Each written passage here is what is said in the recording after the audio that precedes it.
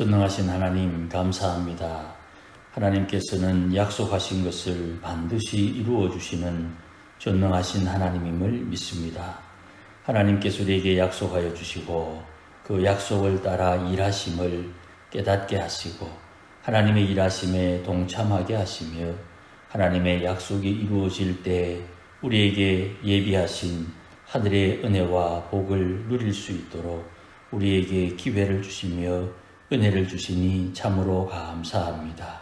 오늘도 주의 백성들 하나님 앞에 예배하며 하나님의 일하심을 깨닫게 하시고 주님께서 하시고자 하는 일을 깨닫고 하나님과 동행하며 주를 기쁘시게 하는 지혜로운 주의 권속들 되도록 은혜와 복을 더하여 주옵소서. 오늘도 주의 말씀 앞에서 싸우니 주님 깨닫게 하여 주옵소서. 예수님의 이름으로 기원하옵나이다. 아멘. 세상의 모든 문제를 다 설명할 수는 없습니다. 또 이해할 수도 없습니다. 그러나 하나님께서 일하시는 것을 보고 우리가 깨닫거나 혹은 눈치챌 수는 있습니다. 우리가 세상을 살면서 겪는 다양한 일, 사건, 경험 또 겪는 일들을 통해서 하나님께서 일하시는구나 하고 힌트를 얻습니다. 그런 하나님의 일하심을 통한 힌트, 그것을 가지고 하나님을 이해하게 되는 겁니다. 이거를 이제 성경의 말로 표현하면 하나님을 아는 지식이 만들어진다 혹은 하나님을 아는 지식이 생긴다 이렇게 표현을 하는 겁니다. 거꾸로 말하면 하나님의 일하심을 깨닫는다 하는 말은 하나님을 아는 지식의 부분이다, 또 일환이다 이렇게 표현할 수가 있지요. 그러므로 우리가 하나님께서 일하시는 것을 깨닫게 될 때 이거는 하나님을 아는 깨달음은 세상에서 공부하거나 누군가의 가르침을 받는 깨달음과 비슷하지만은 결정적인 차이가 하나 있습니다. 이 차이를 우리가 잘 깨달아야 됩니다. 알고 있어야 됩니다. 세상에서 사는 방식 그리고 하나님을 아는 방식 이것이 차이가 있다는 거예요. 세상에서 깨달음을 얻는 것은 태어나면서 또 자라난 환경에 의해서 눈치밥을 먹으면 그 눈치 보는 것이 몸에 익어 빨리 눈치채는 것도 있겠지만 대부분 부지런해야 됩니다. 열심을 내야 되고 배우려고 하는 의지가 좀 있어야 됩니다. 그래야 이것을 빨리 습득하고 또 남들에게 들키지 않게 이것저것 실험하면서 자기 나름대로 그런 법칙을 발견하고 알게 됩니다. 그런데 하나님을 아는 지식은 반드시 여호와를 경외하는 자세가 필요합니다. 그러니까 하나님을 알려고 하면 하나님을 경험할 때에는 반드시 하나님을 경외하는, 하나님을 두려워하고 하나님을 공경하는 자세가 있어야 하나님을 아는 지식을 따라갈 수가 있어요. 하나님을 경외하는 마음이 없다 하는 표현은 다른 말로 자기 욕심이 있다는 뜻이에요. 성경에서 하나님을 따르는 사람들은 근본적으로 자기의 욕망과 욕심을 좀 내려놓거나 비우는 것을 배워요. 모세를 봅시다. 모세가 애굽의 왕자였죠. 그 왕자의 수준에서 필요한 교육을 받았고 왕자에게 제공하는 생활의 습관을 익혔어요. 그러니 자기의 동족을 사랑한다고 하면서도 자기가 왕자라는 것은 포기하지 않고 자기가 왕자이기 때문에 왕자로서 어떤 자기 배경에 있는 권한, 지위 혹은 지식 이런 것들을 등에 업고 그가 자기 동족을 도우려고 해요. 거기에는 하나님의 역사하심이 자기의 계획과는 전혀 다르게 나타나게 되죠. 그래서 사람을 죽이는데 그 사람을 죽이는 행위가 자기 동족을 도와주는 행위였음에도 불구하고 그 동족이 자기에게 피해가 온다고 생각될 때에 그 비밀을 폭로하게 되는 것이지요. 하나님을 경외하는 마음이 없으면 하나님을 아는 지식에 무언가 문제가 생기는 거예요. 우리가 종종 속는 이야기입니다. 저도 마찬가지고 우리가 다 마찬가지입니다. 내가 하나님을 사랑한다는 마음은 나는 변함이 없는데 하나님께서 내가 하나님을 사랑하는 마음을 인정해 주실 때에는 내 마음에 하나님 앞에서는 욕심이 있느냐 없느냐 이걸 가지고 하나님께서 나를 대해 주신다는 거예요. 사람과 사람 사이에 욕심이 끼어들면 반드시 이익관계, 충돌이 생겨요. 이 일을 통해서 내게 조금 더 많은 이익이 생기거나 혹은 상대적으로 저 사람에게 많은 이익이 간다 하는 것을 저울질한다 이 말입니다. 공평하게, 아무리 공평하게 해도 우리 말로, 시체말로 빽이 있는 사람과 빽이 없는 사람은 공평하지가 않아요. 절대로 공평하지가 않아요. 빽이 없는 사람 입장에서 공평하다고 이야기할 때는 빽을 생각하고 내인데 조금이라도 더 많은 것이 와야 내 마음에 공평하다 이렇게 생각을 하고요. 빽이 있는 사람은 그 빽은 빼고 당신하고 내하고 공평해야 된다 이렇게 생각을 하는 거예요. 어찌됐든 세상은 그렇게 돌아가는데 하나님을 아는 지식은 반드시 여호와를 경외하는 자세, 마음 자세가 주어져야만 하나님을 제대로 이해할 수 있다는 것을 우리가 이해해야 됩니다. 이걸 깨달아야 돼요. 이게 시작이에요. 그러니 여호와를 경외하면서 하나님을 아는 것이 시작되면 제일 먼저 명철에서 시작하는 겁니다. 하나님을 경외하는 이가 명철에서 시작해서 명철에 지혜가 들러붙고 지혜가 모여서 총명이 되고 총명이 하나님을 아는 지식의 씨앗이 되는 것이에요.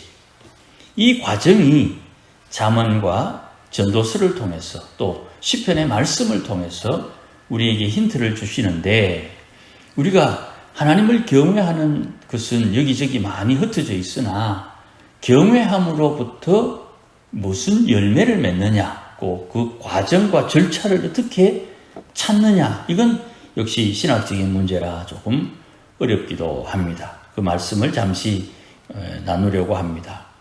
사람의 마음에 어떤 자세를 가지느냐에 따라 여호와의 지혜와 지식을 배우고 깨닫는 근본, 그 열매를 우리가 확보하게 되는 것입니다. 시편 111편 10절 말씀에 이런 말씀이 있습니다. 여호와를 경외함이 지혜의 근본이다. 잠언 1장의 말씀에 여호와를 경외하는 것이 지식의 근본이다 하는 말씀이 있죠. 이 두 말씀에 잠언 1장 7절의 말씀 여호와를 경외하는 것이 지식의 근본이다 하는 말씀은 우리가 암송을 해서 잘 알고 있는데 시편 111편 10절 말씀은 조금 낯설어요. 여호와를 경외함이 지혜의 근본이다. 똑같은 말씀입니다. 잠언 9장 10절 말씀에 여호와를 경외하는 것이 지혜의 근본이요 거룩하신 자를 아는 것이 명철이다 이렇게 되어 있어요. 그리고 잠언 8장 12절에 지혜는 명철로 주소를 삼는다 그랬습니다. 그러니까 거룩하는 것을 거룩하신 분을 아는 것이 명철이니까 명철은 옳고 그름을 아는 거예요. 다른 말로 거룩과 거룩하지 않음을 구분하고 구별하는 것이 명철이에요. 그러면 거룩한 게 뭡니까? 이렇게 물을 때 거룩한 것은 하나님이 거룩하지요. 그래서 세상에 많은 신이 있다고 사람들은 말하는데 그 수많은 신 중에 여호와 하나님 외에는 다른 신이 없다. 여호와 하나님 외에는 다 거짓신이요 우상이다 하는 것을 알아야 그걸 고백하는 것이 거룩의 시작이 된다 이 말이에요. 그러니 우리가 믿을 때 계명을 주신 하나님이 거룩하신 분이요. 계명을 주신 그분이 참 하나님, 하나님은 신령한 분이라고 그랬죠. 우리말로. 계명을 주신 분이 신령님이다 이 말이에요. 그러니 무당들이 할머니가 할아버지가 동자님이 무당에게 이야기를 하는데 할 때 그 신령님 그건 계명을 주신 하나님 아니기 때문에 다 우상이다 이 말. 그 신령님들은 다 하나님 앞에 심판받을 영이다 이렇게 되는 거예요. 그러니 하나님 계명을 주신 하나님 여호와 하나님 그분만이 참 신이기 때문에 그분 외에 다른 이를 하나님 혹은 신령님이라고 부르는 이는 하나님을 망령되이 일컫는 악한 사람이 되는 거예요. 이런 평가가 계명에서 시작하는 거예요. 그러면 우리를 구원하신 구원자는 예수 외에 구원자가 없지요. 그러면 여호와 하나님의 아들 하나님께서 우리를 구원하러 보내신 분은 예수님 외에 없다 하는 것을 마음으로 믿고 입술로 고백하는 이는 구원을 받는다 이렇게 되는 거예요. 이것이 여호와를 경외하는 자세가 되는 것입니다. 그 하나님께서 사람들에게 주신 하나님을 아는 방법, 하나님을 섬기는 방법, 하나님을 사랑하는 방법으로 계명을 주신 거예요. 그 계명의 내용이 핵심이 5가지. 계명은 총 10개인데 10개 중에 1계명, 2계명, 3계명이 하나님에 대한 것이니까 1, 2, 3계명을 하나, 5, 6, 1계명, 2계명, 3계명 하나, 4계명 안식일, 5, 6, 7, 8, 9, 10, 8개가 돼요. 8개.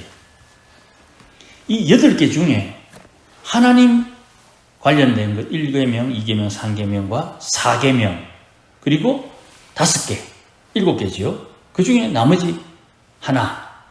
요 하나가 사람됨의 기준이 되는 거예요. 뭡니까?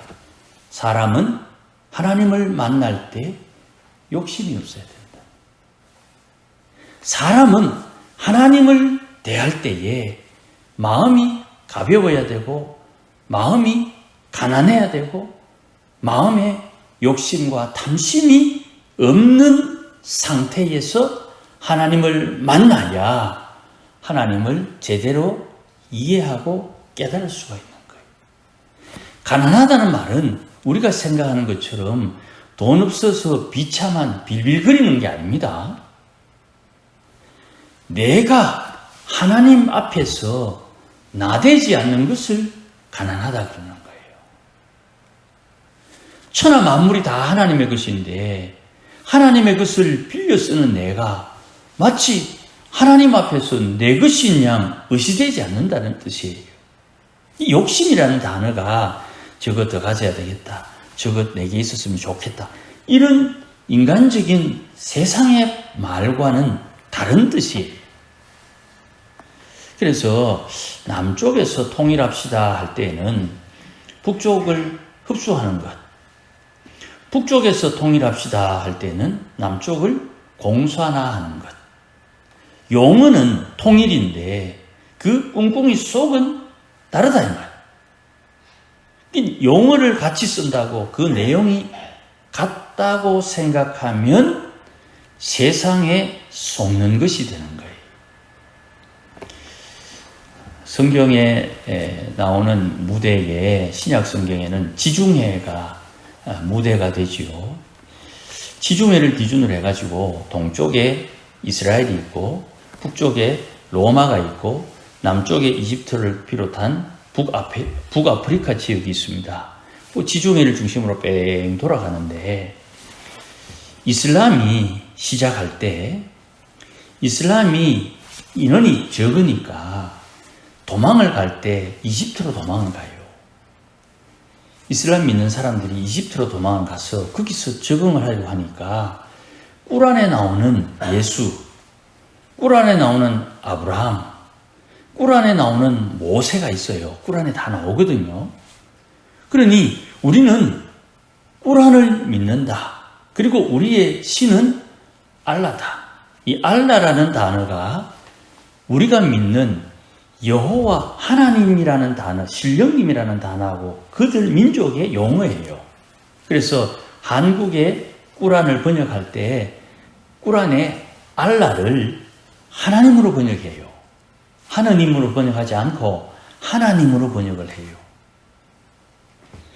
그 당시에 무슬림들이 북아프리카 이집트를 통해서 도망을 가면서 자기들이 세력이 약하니까 우리 꾸란에 있는 아브라함이 성경에도 있네. 그때는 기독교가 강성했거든요.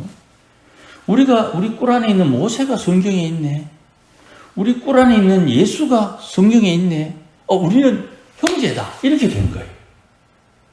그래서 기독교인들이 여유로운 마음으로 그들을 받아줬는데, 이 꾸란에는요, 자기들이 약할 때는 남에게 세력을 내지 않고 숨어서 자기 힘을 키우다가 자기들이 강해지면 자기들이 주위에 있는 사람들을 정복하는 것이 죄가 아니에요. 꾸란에 보면. 그러다 보니까 북아프리카에 있는 기독교인들이 이슬람민들을 받아들여서 그들에게 배려하고 구제하고 그들을 돌봐줬더니 그들이 세력이 강해지니까 기독교인들을 핍박하고, 역사책에 나오는 것처럼 알라를 믿으면 살려주고 알라를 믿지 않으면 죽이겠다는 무력을 동원하게 될 때까지 그들을 키워준 거예요. 하나님을 경외하는 사람, 그가 하나님을 알아야 되는 거예요. 이게 우리 신앙인들의 근본이 되어야 되는 거예요. 그러니 여호와를 경외하는 이에게는 첫째, 명철이 거룩한 분이 누군지를 알아야 되고, 그 명철한 자에게 하나님의 지혜가 와서 들러붙게 되는 거예요. 하나님이여 지혜를 주옵소서 할 때 그 하나님의 지혜는 명철한 자에게 와서 지혜가 임하는 거예요. 그러면 하나님의 지혜를 얻으려면 어떻게 해야 됩니까? 기도하여서 하나님의 지혜를 구하지만 그 지혜가 내게 오려면 나는 명철한 자가 되어야 되는 거예요. 무엇이 옳고 그른지를 분명히 알고 고백할 수 있어야 되는 거예요. 그 고백의 기준이 계명이라 이 말이에요. 하나님을 섬길 때에 조심해야 된다. 우리 어른들이 물려준 좋은 유전이 있잖아요. 특별히 우리 한국교회에 우리 농사를 지으니까 가령 이런 겁니다. 첫 번째 수확한 것을 하나님에게 드리고 싶은데 하나님은 보이지 않으니까 목사님에게 그걸 공개하는 거예요. 좋고 나쁘고는 다음 문제고 하나님 앞에 첫 번째 수확한 것을 공개하는 거예요. 그때 좀 모난 것과 좋은 것이 있을 때 좋은 것을 먼저 수확하는 거죠. 그래서 그 좋은 것을 하나님께 드리는데 그 하나님 앞에 드리는 것을 하나님 보이지 않으니까 목사님에게 공개하는 거예요. 그런 자세가 우리 어른들에게 있었고 그런 자세를 가진 어른들이 하나님 앞에 기도하고 하나님 앞에 축복할 때 그 기도를 통해 주위에 있는 사람들에게 하나님의 은혜와 복이 흘러간 거예요. 여호와를 경외하는 기준을 가지고 있으니까 어떤 일을 해도 그 열매가 자연스럽게 드러났다 이 말입니다. 시편 110편 10절 여호와를 경외함이 지혜의 근본이라 그의 계명을 지키는 자는 다 훌륭한 지각을 가진 사람이니 여호와를 찬양함이 영원히 계속되리로다. 하나님을 경외하는 이에게 하나님은 명철, 지혜 그리고 지식에 자라게 하는 것입니다. 이 기준을 뭉뚱그려 가지고 여호와를 경외하는 사람이라고 표현하고 그 여호와를 경외함으로 하나님 앞에 인정받은 사람이 첫 번째 아브라함이 되는 거예요. 물론 모리아 산에 아들 이삭을 드리는 그 제사 속에 여호와를 경외하는 사람이 어떤 자세를 가져야 되는지를 언급해주고 있습니다. 오늘은 그것까지 다 살필 여유가 없습니다. 어쨌든 하나님께서 우리에게 요구하는 바는 네가 하나님을 경외하는 자세가 있느냐 이거를 우리에게 묻고 우리가 하나님 앞에 나갈 때 나는 하나님을 경외하는 자세가 있는지를 스스로 점검해야 되는 거예요. 자, 이렇게 서론이 기른 내용 중에 오늘 본문 선지자의 제자, 죽은 사람, 이 아내가 남편이 죽고 난 뒤에 생활고에 시달리다가 엘리사를 찾아왔습니다. 그리고 엘리사에게 하는 말을 한번 들어봅시다. 4장 1절 중반에 당신의 종이 여호와를 경외하는 줄은 당신이 압니다. 이렇게 말해요. 여호와를 경외했으나 그가 어떤 연유인지는 모르지만 하나님의 부름을 받아 죽게 되었고 남은 가족, 아내와 두 아이들이 생활고에 시달리고 있습니다.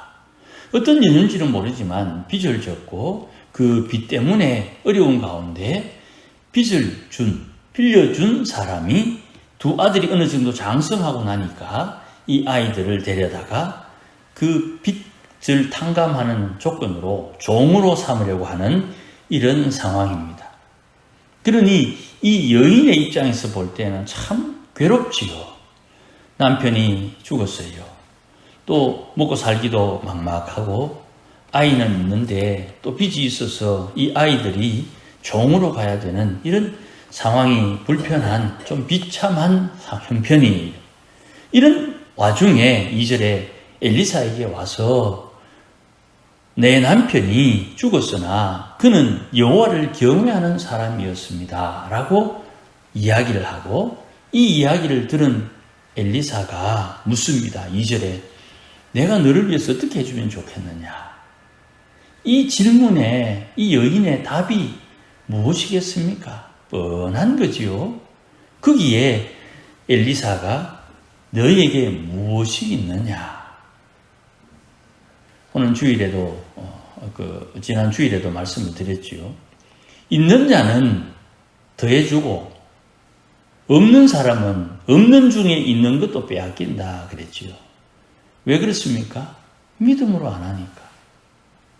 믿음으로 하면 없는 중에 있게 되고 있으니까 더해주는데 믿음이 없으면 없는 중에 있는 것도 빼앗긴다.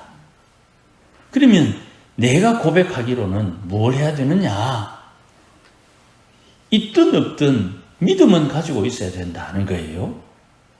오늘 본문에 네게 무엇 있느냐 이렇게 물을 때 집에 기름 한 그릇밖에 없습니다. 기름 한 병밖에 없습니다. 기름 병 그릇이 얼마나 큰지 모르지만 기름병 그만 안 하겠습니까? 자, 이게 이해를 위해서 소주병에 우리가 주로 기름을 담는데 만약에 박하스병에 기름이 담겨 있다. 그것과 오늘 본문에 있는 내용과 아무 상관이 없지요. 따르면 따를수록 계속 나오니까. 네게 있는 게 뭐냐라는 질문에 이 여인도 남편처럼 여호와를 경외하는 자세로 이 엘리사 앞에 고백하는 거예요. 기름 한 병밖에 없습니다. 그 기름병 소주병 아닙니다. 옛날에 큰 소주병, 대병 아닙니다. 그냥 바카스병 같은 작은 병일 수도 있습니다만은 기름이 있습니다. 그런데 이 엘리사의 말에 3절 나가가지고 그릇을 빌려라. 빈 그릇을 빌리는데 조금 빌리지 말고 많이 빌려라. 어디에 쓸 건데요? 일단 빌려라. 이 빌리는 것이 믿음이지요. 많이 빌리라. 다른 말로 조금 빌리지 말라.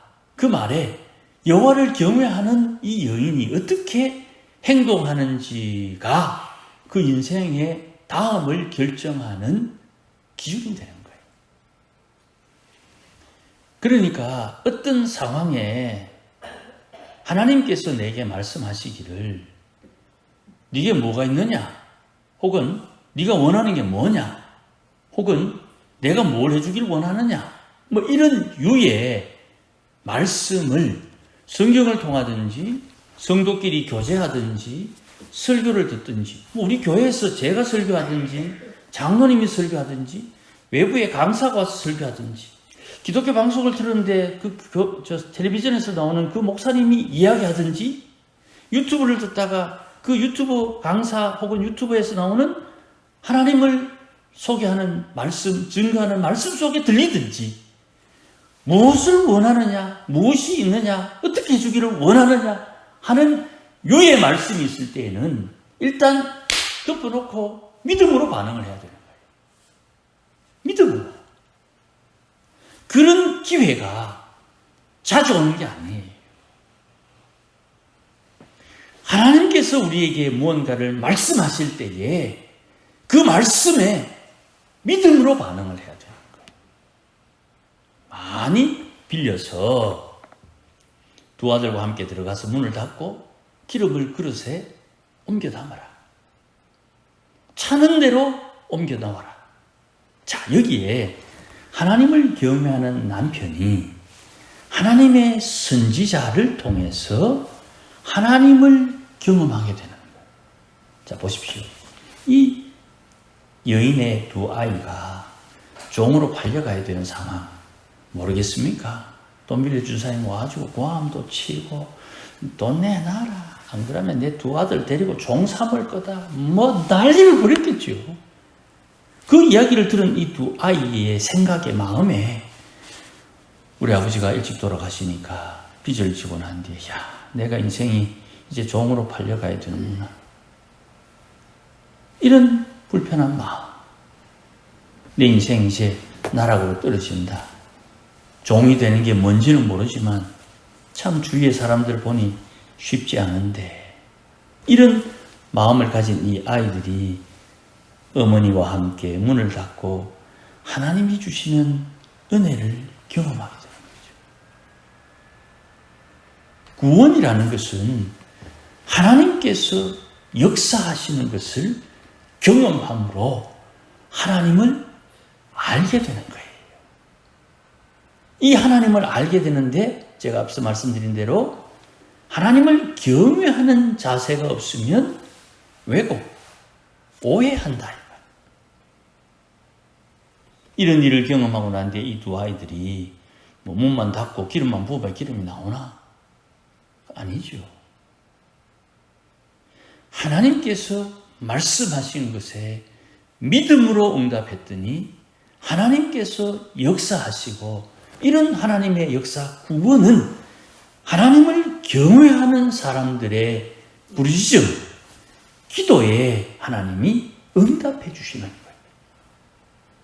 그러면 우리가 우리 스스로를 돌이켜 볼 때에 나는 하나님 앞에 응답 혹은 하나님의 은혜, 하나님의 구원을 경험할 때 내게 가장 필요한 게 뭡니까? 여호와를 경외하는 마음이 필요한 거예요. 그 여호와를 경외하는 마음이 내게 있다면 나는 계명, 하나님의 거룩함과 거룩하지 않은 기준에 나를 맞춰야 돼요. 하나님이 거룩하다는 것은 나도 거룩한 거요. 하나님이 거룩하지 않다는 것은 나도 거룩하지 않다고 고백할 수 있어야 된다. 물론 실수도 있을 수 있고 어리석고 잘못 선택할 수도 있지만 하나님의 사랑은 하나님 앞에 회개하는 자 꾸짖지 아니하시고 하나님께서 구하는 이에게 풍성히 주시며 하나님이 우리에게 주신 것 우리가 누릴 수 있도록 보장해 주시는 하나님의 사랑이 우리에게 있으니까 그 하나님이 우리에게 주신 것 받고 하나님을 경외하는 사람으로 만들어진다, 세워진다, 훈련되고 연습하고 수련하고 수양된다.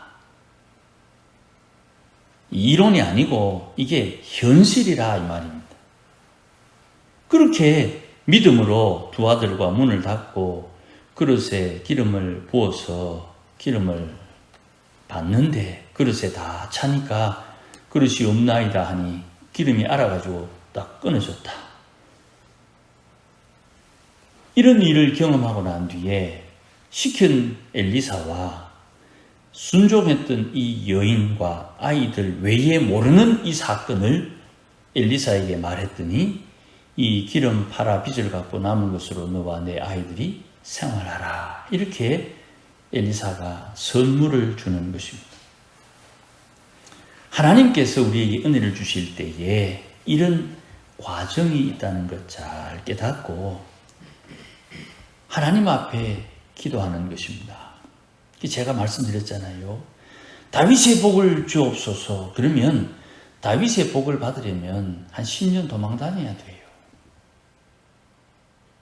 다니엘의 응답을 주옵소서. 다니엘의 복을 주옵소서.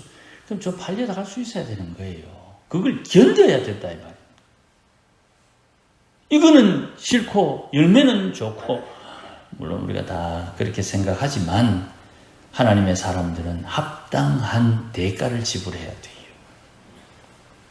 하나님께서 7년 동안 복을 주셔서 주체할 수 없는 복이 임해서 하나님 앞에 헌신을 하고 작정을 하고 주의 나라와 주의 교회를 위해서 무언가를 했다면 그 모든 것이 다 주의 은혜인 줄 알고 하나님 앞에 순종함을 배워야지요.